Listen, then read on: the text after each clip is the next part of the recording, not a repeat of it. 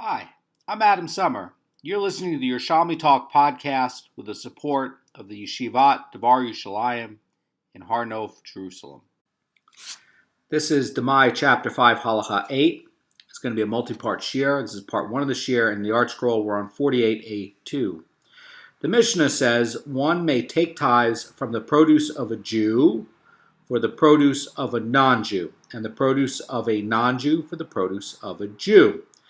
That is a big chiddush. Now, that is going to represent the opinion of Rabbi Meir, that he's going to basically be saying because the land always has kedusha and a non-Jew cannot own land, that what is going to be growing from the land is going to have kedusha, even if it's owned and grown by a non-Jew, and that you're basically going to have the same tithing status whether you grew it as a Jew and you somehow got it from a non-Jew. That's going to be the opinion of Rabbi Meir, because the idea is that what is growing out of the land always has kedusha, according to Rabbi Meir.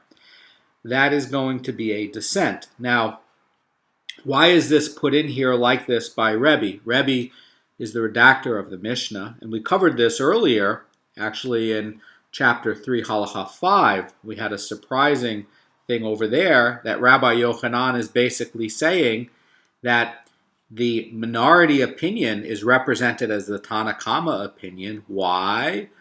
To prevent the Amoratzim who might come and look at the Mishnah from uprooting all of the tithing.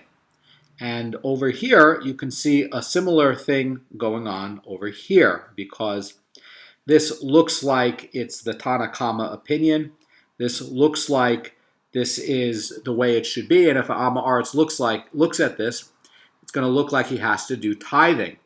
Why are they trying to hold on to this? Because D'Rabbanan, they have to do tithing. D'Oraita, that's not going to be the majority opinion. Rabbi Yehuda and Rabbi Shimon Bar Yochai are going to rule not like Rabbi Meir, and that they're going to basically be saying that the produce of a non-Jew is not going to have kedusha, but D'Rabbanan, they did have a takana, to a fence, to make sure that there would be tithing D'Rabbanan on it, and they don't want this to be uprooted. So the Mishnah is going to continue, and it's going to say, and from the produce of a Jew for the produce of a Kuthian. That's going to be surprising. We know that the Kuthians are going to be a sect who converted to Judaism, and this was because they were worried about being attacked by lions. And there's a Maloket Tanayim whether the conversion is valid. And it looks like here, the Tanna Kama of this Mishnah here is speaking of a Kuthian as distinct from non-Jews, and this is going to assume them to be Jewish at this time. Now, I want to point out a comment by Rabbi Akiva Eger, which came up earlier in Masechet Demai. One of the things about the observance of the Kuthians at this time was that they were careful to tithe things that they needed for themselves, but when they sold something to other people, they did no tithes, not even Truma Gedola. So if you were buying from a Kuthian, it would be assumed that it was completely untithed.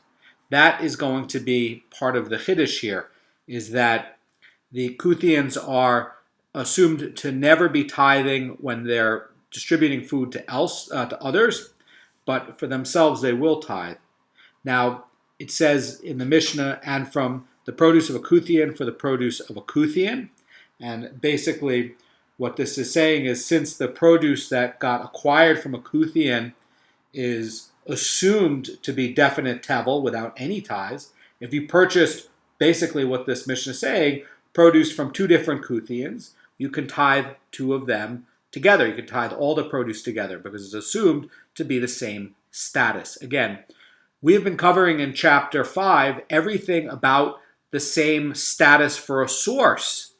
So we've seen a lot of differences. For instance, if you have a different supplier for flour, perhaps some of the flour is partially tithed, perhaps some is not tithed at all. You can't tithe one for the other. And in that case, you have to tithe each set of loaves individually. You can't tithe the olive bread for the croissants. Now, over here, we're seeing that this is going to be the same. A Kuthian's produce is going to be like a Kuthian's produce. And so it's going to be assumed to be tevel from this one and that one. And if you buy from this one and that one, you can tithe it together.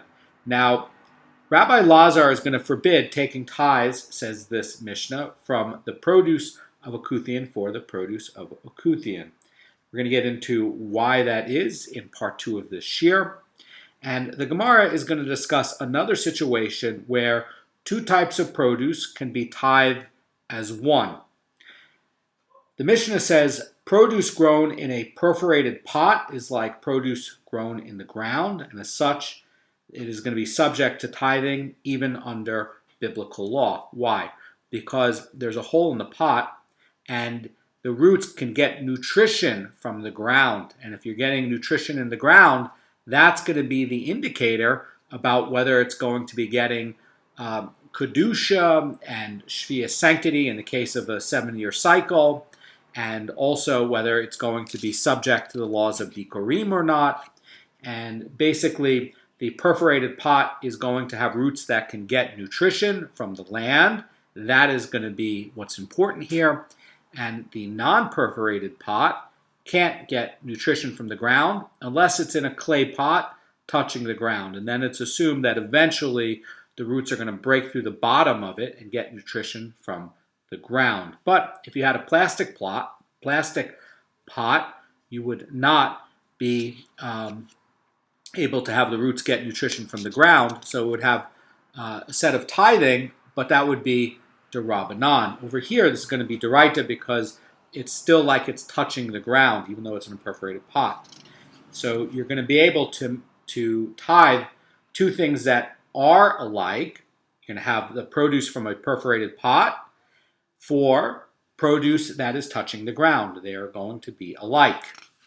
The Mishnah continues and says, hence, if someone separated truma from produce of the ground for produce of a perforated pot, or produce for a perforated pot for produce of a ground, his truma is valid truma in every way. And basically, there's not going to be any difference between the produce of the ground or the produce of the pot. Why? Because you have the nutrition coming from the ground in Eretz Yisrael, and it's going to be where it's a valid tithe. It's going to be alike. Mishnah was just teaching that the produce of a perforated pot is going to be actual d'Oraita tevel, and that is going to be subject to tithes d'Oraita. Now, the produce of a non-perforated pot is not going to be counted as grown from the ground because it does not get nutrition from the ground.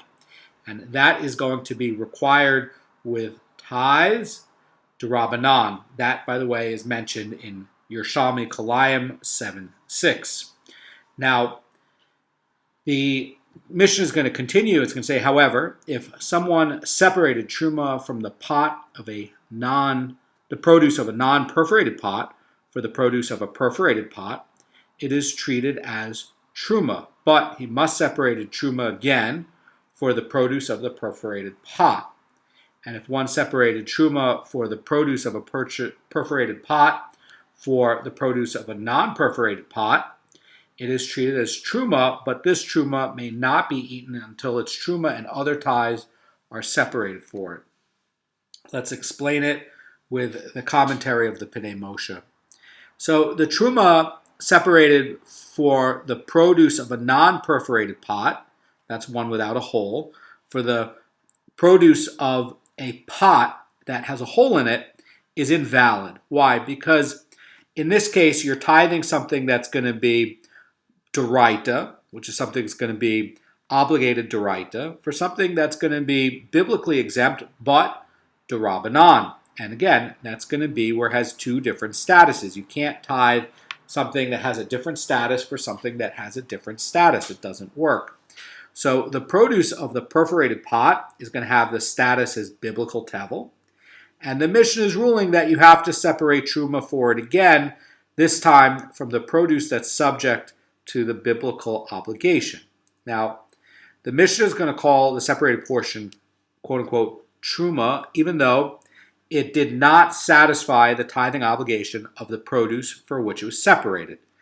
Now, you tried to separate this for that. It doesn't count. That's what it's trying to say. And it's only going to be truma in the case that you have to give it to a kohen. And since it was designated as truma, the rabbis are going to require it to be given to the kohen so that people are not going to come to treat actual truma lightly. Now, the Meir is going to be saying about this that the Mishnah does not say that the truma must be tithed before the kohen may eat it. This requires an explanation, and since the truma does not fulfill the tithing obligation of the produce from the perforated pot, it remains rabbinic tevel. Why? Because it came from a rabbinically obligated produce of the non-perforated pot. So why then is it not rabbinically forbidden to the kohen? And the commentators are going to answer that since it is permitted under biblical law. Why? Because it's counted as biblical hulin. The rabbis decided in this case to let the kohanim eat it as is. And they're ruling that the kohanim are indeed forbidden to eat the truma unless it's tithed. So we have a derabanan restriction here, and where you're separating truma from something that is going to be biblically obligated, that's going to be the perforated pot, for something that's going to be obligated only derabanan, that's going to be the pot with a hole in it.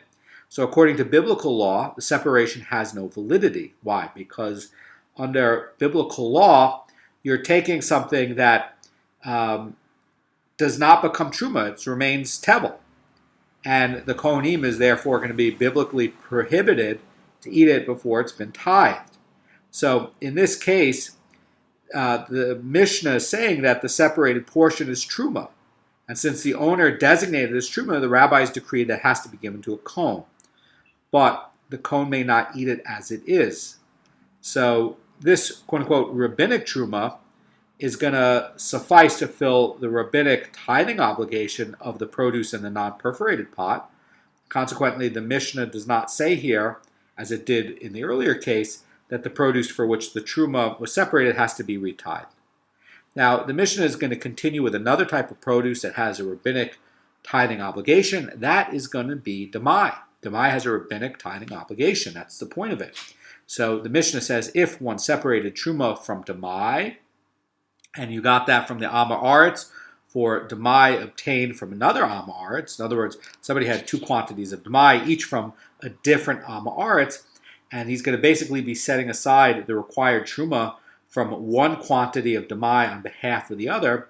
In this situation, there's going to be a worry that one quantity of Demai might never have been tithed, or perhaps it might have been tithed partially, or maybe it was fully tithed. And then you might have two different statuses of tithing. And so then, by tithing one quantity of Demai for the other, it's possible that you tithe from that which is obligated for something that's going to be exempt, or vice versa.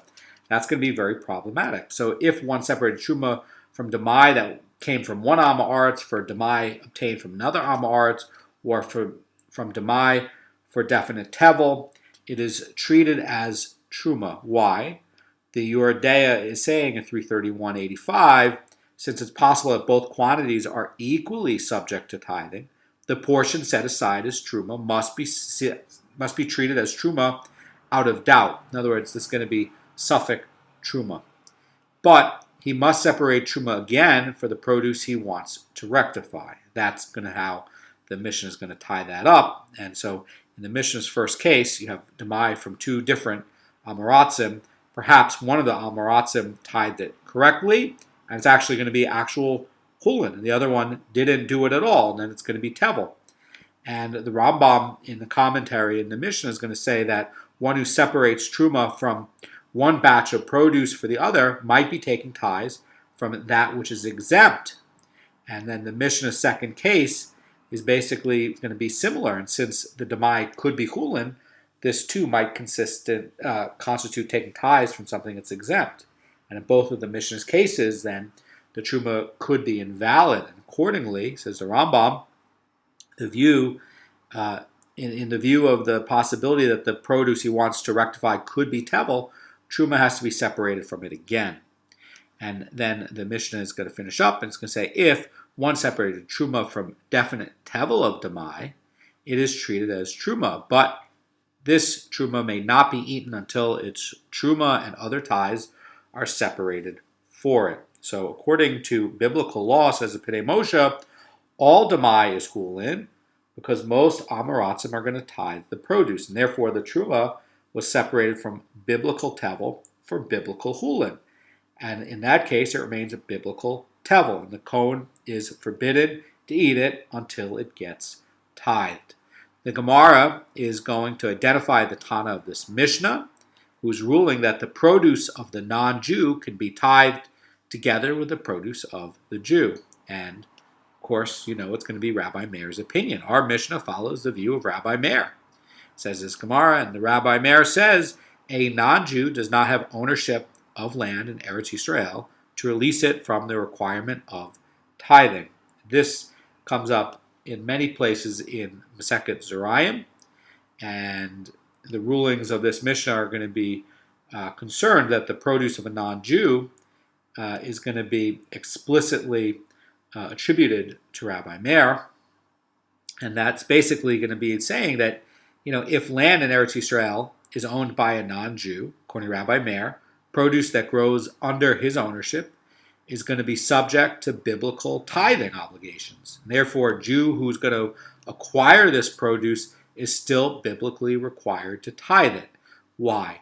Because it is subject to the same obligation as produce that grew in Jewish-owned land, and they can be tithed together.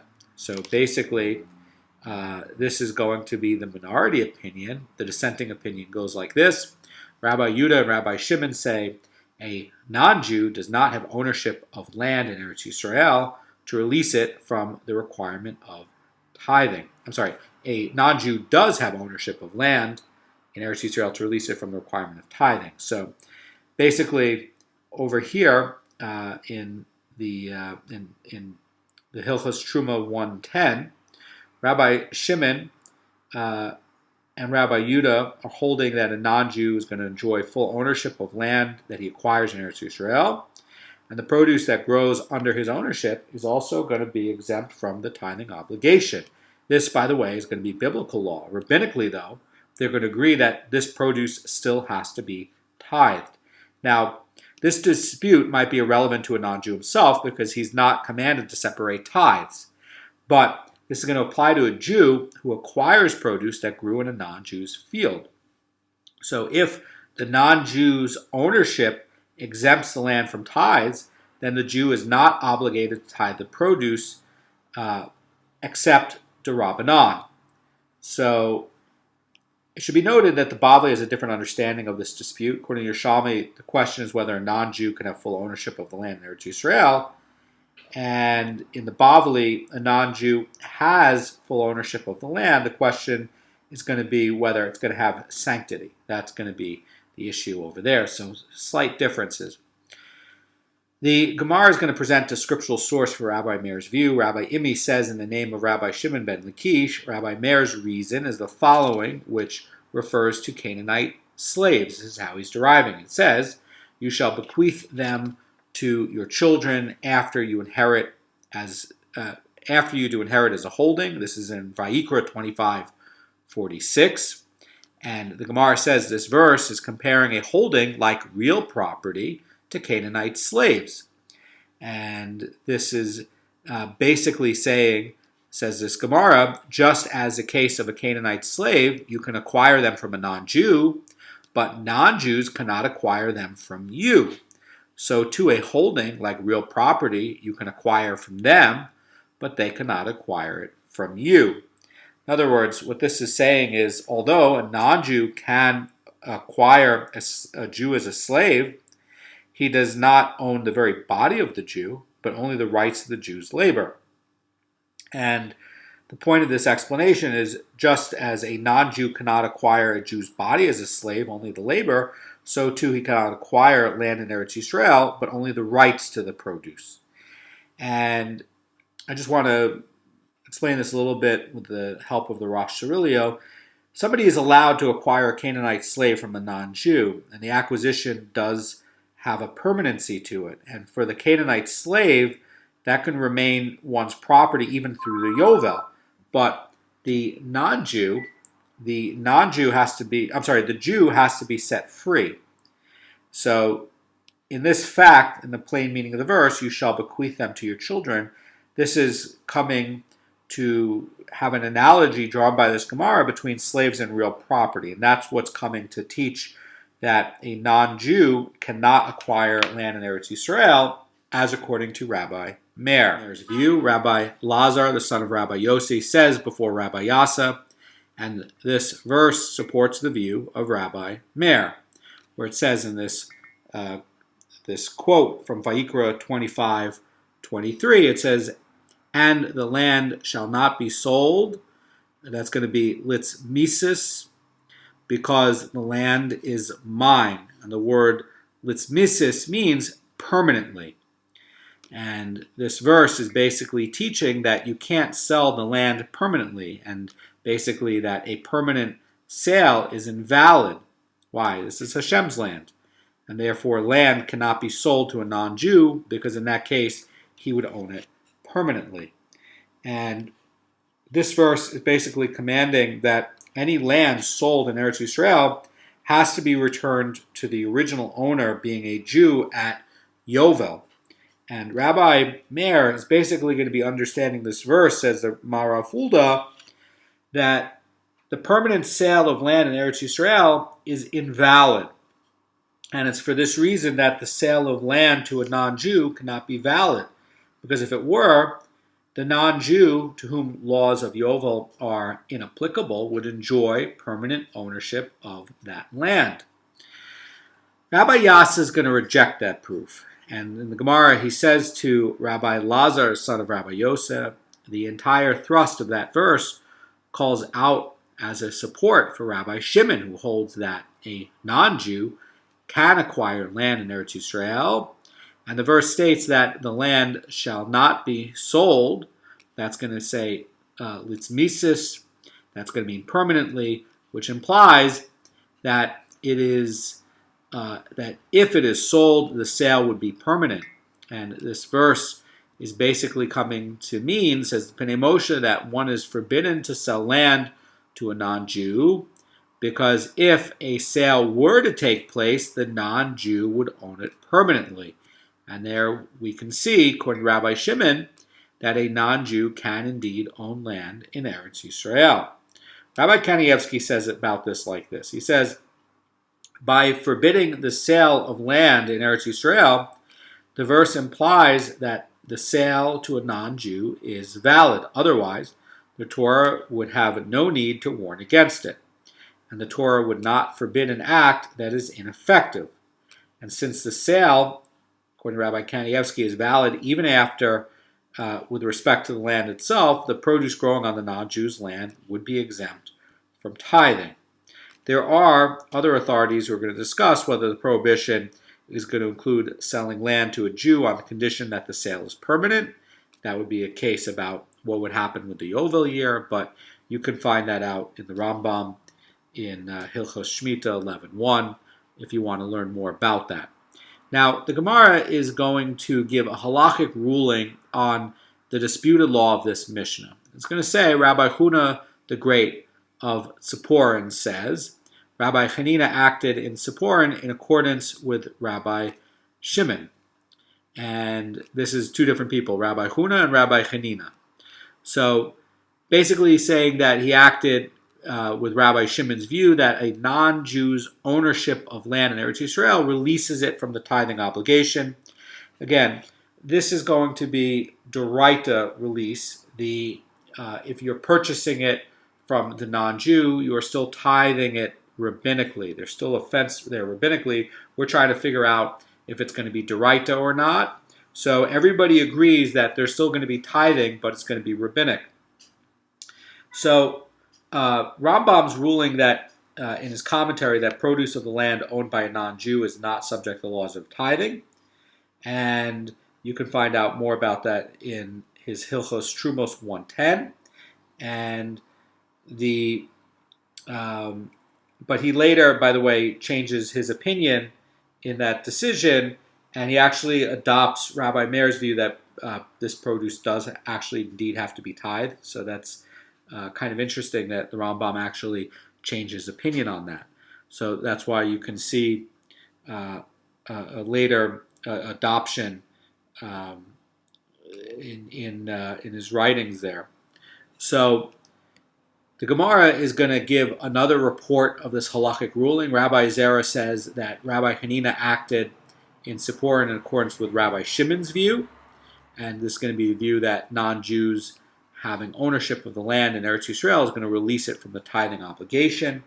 And Rabbi Zera's statement is just pointing out what was already said, and this, by the way, does not appear in a parallel sugya in the Yerushalmi and Gittin 4.7, and that it looks like there could be a dispute between Rabbi Huna and Rabbi Zera, but over here it's said as a parallel, so it's said without dispute. The Gemara is going to qualify the Rabbi opinion, the opinion of Rabbi Meir, and the Gemara says that Rabbi Zera said before Rabbi Abahu in the name of Rabbi Lazar, even though Rabbi Meir said that a non-Jew does not have ownership of land in Eretz Yisrael to exempt it from the requirement of tithes, he agrees that a non-Jew does have ownership of the possession of the land. The Gemara explains what that means. And Rabbi Ba says he eats the produce. In other words, the Pnei Moshe is pointing out about this, even though Rabbi Meir derives from Scripture that a non-Jew cannot acquire land in Eretz Yisrael, this is true only of the land itself, and he can acquire land for the purpose of gaining the rights to the produce. And that would be because a non-Jew's acquisition of land in Eretz Yisrael and his acquisition of Jewish slaves would be a case where, although the non-Jew cannot similarly acquire the slave himself, he does enjoy the rights to the work. And similarly, as this analogy would go, accordingly, a non-Jew cannot acquire the land itself, he just gets the right to what it produces. So that's what's going on with this commentary with the slaves. In other words, it's going to be that, well, you don't actually own the body, but you own the right to the labor. That's going to be how Rabbi Meir is understanding this. The Gemara is going to question the view that a non-Jew cannot own land in Eretz Yisrael, and it says that, we learned in a Mishnah regarding one who bought land in Eretz Yisrael from a non-Jew, that the buyer must bring the fruits to the temple as bikurim. And the Gemara is going to continue. It's going to say this is a rabbinic law that was enacted for the benefit of society. And basically, it says Pnei Moshe, if the buyer did not have to bring bikurim, people might think that the land had completely lost its sanctity and was no longer part of Eretz Yisrael. And as a result, they would believe that there's no mitzvah to recover it. And the rabbis therefore decreed that the buyer bring the bikurim to show that the land retains some degree of sanctity, and then people would be motivated to buy it up and buy it back from a non-Jew so it gets its full sanctity back. And that's something that we should do today as well. We should buy up land of non-Jews in Eretz Yisrael. So this is done for, as the Gemara says, a benefit for society. And, if you say that a non-Jew cannot own land in Eretz Yisrael, the Gemara says that the buyer should have to bring the bikurim according to biblical law. So in other words, why is the Mishnah saying that there's only a rabbinic enactment? So according to Rabbi Meir, says the Ramban, that the land remains sacred even when owned by the non-Jew. And if fruits were biblically subject to the mitzvah of bikurim, even if they grew in the non-land's domain, and so then the Jewish buyer is going to be obligated biblically to buy them or to bring them as bikurim. That's basically what we're going to be talking about here. So the Gemara is going to bring another ruling about land owned by a non-Jew. And Rabbi Yonah quoted Rabbi Simon, who says in the name of Rabbi Yeshua ben Levi, if someone buys detached produce from a non-Jew that grew in non-Jewish land, he must separate Truma Gedola and Truma Meiser according to rabbinic law. Now, that's the point, right? The Rabbi Yeshua ben Levi is tying this all up, And Pnei Moshe comments about this, that the produce of the land owned by the non-Jew is not subject to tithing d'oraita. Nevertheless, you have to tithe them under rabbinic law, and that's why this is sort of being put at the end here. And the Gemara continues and says, and then give them to the tribe of Kohanim, because he is forbidden to eat them. However, he can take payment from the tribe of the Kohanim. So the person who got this produce from the non-Jew is not allowed to eat it himself. He has to separate out Truma Gedola and Truma Meiser according to rabbinic law, and he can give it to the tribe of the Kohanim, or he can sell it to the tribe, but he can't keep it himself. And I want to explain that the rabbis imposed an obligation to separate the tithes from the produce, but doesn't need to give it away.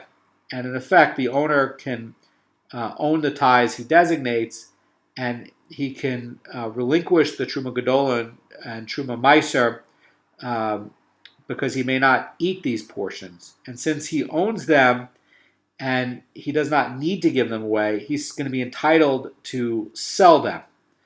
And that's going to be a leniency that the rabbis put on here. And tomorrow we're going to get into a case where somebody buys harvested produce, and Rabbi Yeshua ben Levi is going to explain more about produce that has not yet been harvested. But these are very volatile laws today about ownership of the land, and certainly, according to the opinion of all, we should do everything to get back, all the land in Eretz Yisrael and buy it up, and that's actually going to be, according to Rabbi Shimon Bar Yochai, a d'oraita obligation. It's actually going to be not to sell the land to a non-Jew, and it's going to be to buy it up. And I just want to point out one more thing. As Rabbi Yeshua ben Levi is pointing out, this grain that you purchased from a non-Jewish supplier is subject to tithes d'Rabbanan. And if you grew your own grain, that's going to be subject to tithes d'oraita. Now, you can't mix dissimilar things. That's the whole point of chapter 5. Just like we had the baker that has many different flour suppliers where each flour could have different tithing statuses with it. Same too here with this grain, as we're talking about in this Mishnah, because the grain that you're getting from the non-Jewish supplier is going to be subject to tithes d'Rabbanan. That's going to be dissimilar to where you grew the grain yourself, and that's going to be subject to tithes d'oraita. You can't tithe this for that. That is the point. Have a great day.